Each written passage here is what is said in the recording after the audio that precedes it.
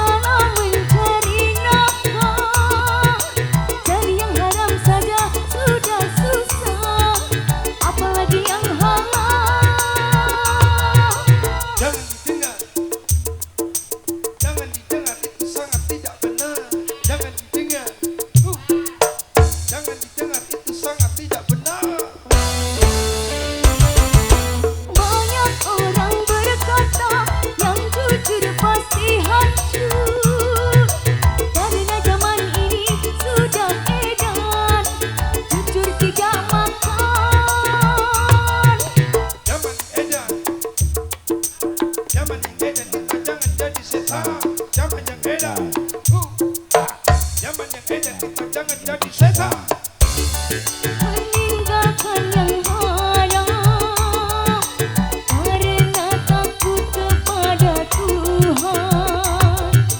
Pasti baginya akan digantikan rizki yang halal yang digandakan, insya Allah.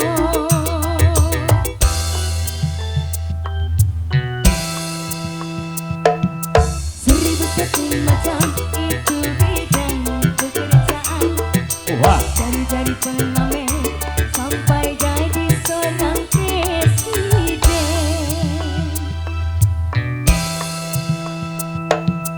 Seribu satu macam cara orang cari makan. dari menjual koran sampai menjual kehormatan. Ada cara yang halal, ada cara yang halal. Silakan mau pilih cara mana. Tentu semua cara ada tanggung jawabnya di hadapan Tuhan dan manusia.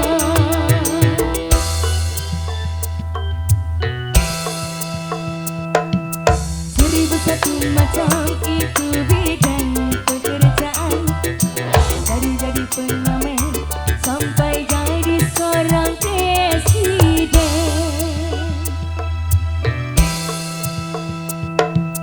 Seribu satu macam cara orang cari makan. Dari menjual koran sampai menjual kehormatan.